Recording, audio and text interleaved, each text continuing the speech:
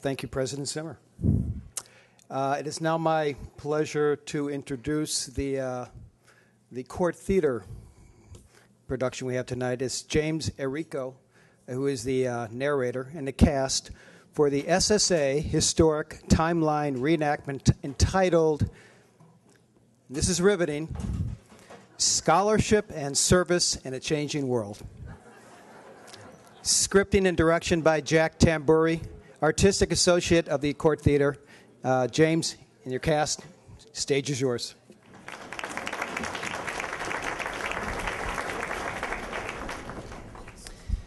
(1920).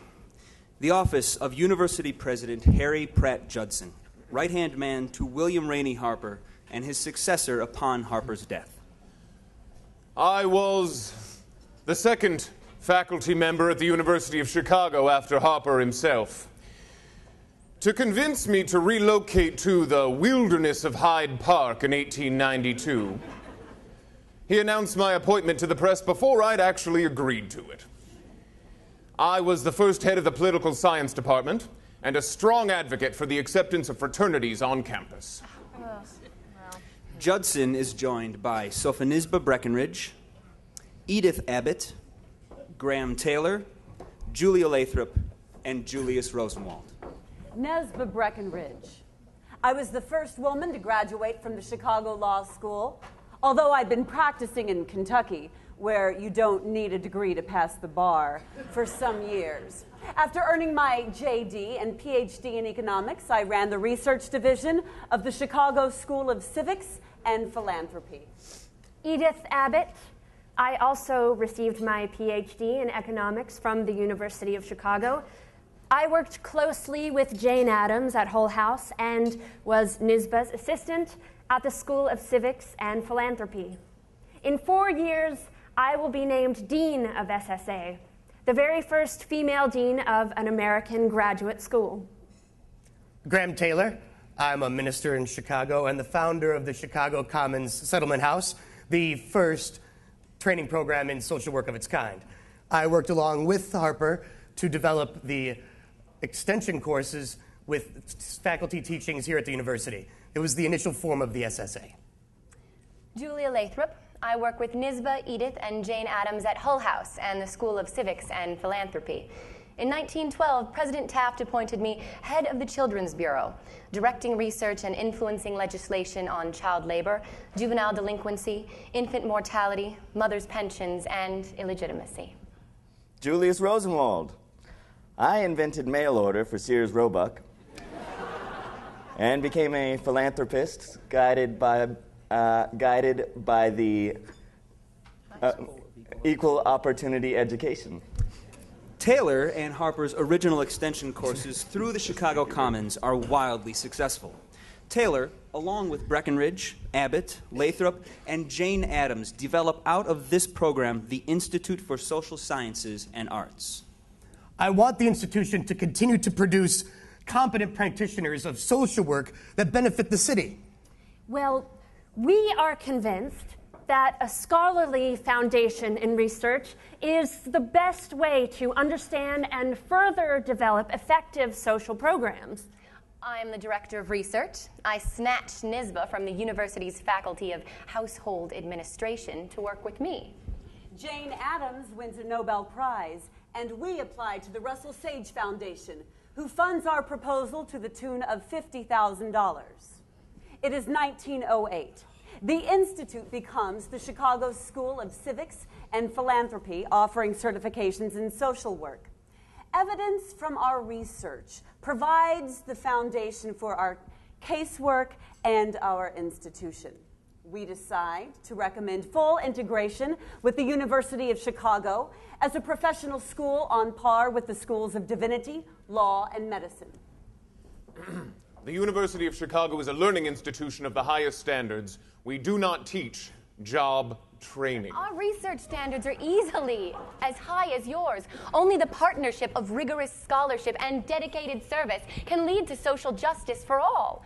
The School of Social Service Administration, as it perhaps could be called, will be on par with university training and with its academic values. No. We believe... Ladies, listen. You can't let the University of Chicago turn you into a bunch of stuffy, deadly research institute. Practical education is fundamental to everything that we stand for. You shouldn't listen to him. How will this new addition to the university be funded? The Sage Foundation only supports the School of Civics and Philanthropy because it's an independent institution. My foundation will make a matching grant. We propose that the University of Chicago establish a graduate professional curriculum for training students who desire to enter this field. That, in doing so, we desire to make it a matter of record, that in our judgment, such a curriculum can fulfill the demands of the situation only if the classroom work is supported by field work and the skilled placement of graduates, and if the high quality of the student body is assured by the provision of scholarships and fellowships. That the trustees of the University of Chicago are to regard these proposals as contingent upon the receipt of guarantees of not less than $25,000 a year for the period of 5 years to be paid to the University of Chicago as may be stipulated. Judson agrees to the establishment of SSA, the first graduate school of social work within a major research university in the world. We move now to 1951, to Washington, D.C. Charlotte Toll, SSA faculty, has been commissioned by the government to write a book of guidelines for the public assistance workers. The book that I write is Common Human Needs, and it is first published in 1945. It becomes a foundation text for different schools of social work. In 1951, the federal security agency which published the book ceases publication and destroys all its remaining copies and publication plates. At the behest of powerful voices in the United States Senate, as well as other powerful associations. And as a result, Toll and her advocate from the National Association of Social Workers find themselves in Washington. Why did you ban my book? It's socialist propaganda. It's a textbook. It advocates welfare programs. As does the government.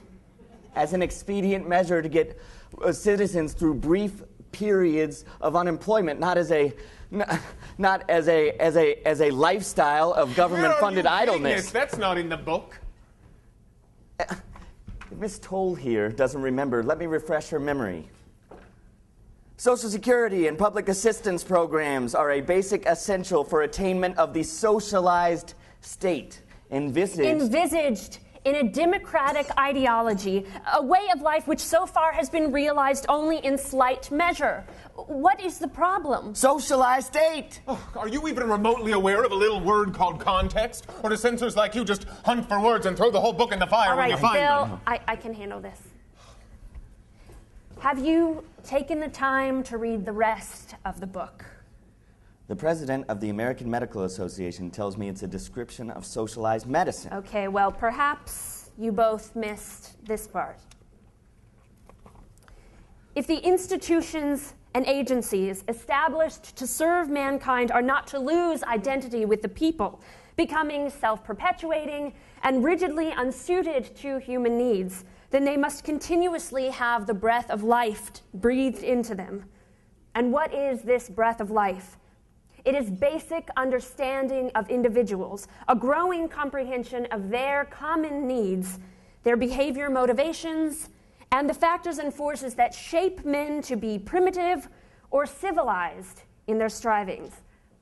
My findings are based on research. If we do not constantly reappraise our social service system, it becomes lifeless and useless. That's what I'm talking about here, not socialism, anything. Why'd you write socialist state? Look, if I change the wording, will that make you happy? No. What is your problem? You don't know what it's like. You don't know what I'm up against. Everyone has gone insane yelling about socialism and secret lists. Oh, Lord. He's obviously in no position to help. I'll tell you what I'll do, Charlotte. you change that word, and we, that is to say the National Association of Social Workers, will republish your book.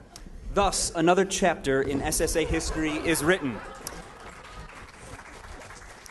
It is a history of the constant dialectic between theory and practice, each informing the other through research and casework towards the ultimate goal of social justice. And now it is 2008.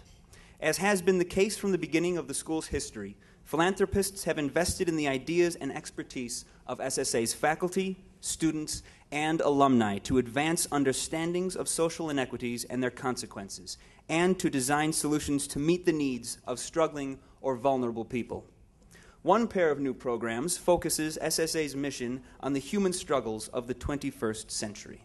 The education of our children, as well as the continued social participation of our elders, are vital to a society whose median age is rising, while the effectiveness of our schools falls behind that of other developed nations. The Community Schools program fulfills the modern need for new methods and new understandings of the work of schools. The program educates its social workers on creating new roles within schools by promoting social, mental, and physical awareness among its youth. The Community Schools program is supported by visiting committee members James and Judith Diamond, as well as J.P. Morgan Chase.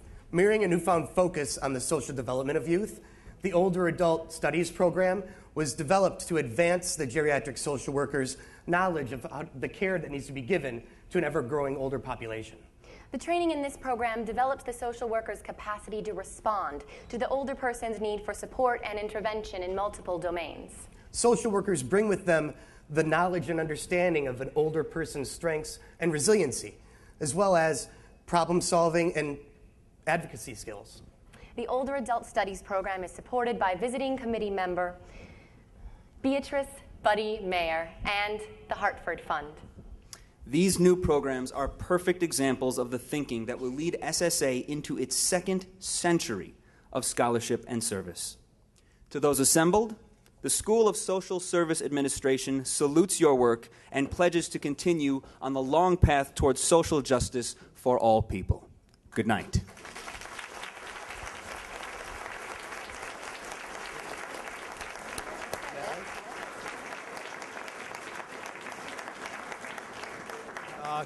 That was great. Thank you very much. The Court Theater, one of the great gems of Chicago. Could we get another round of applause?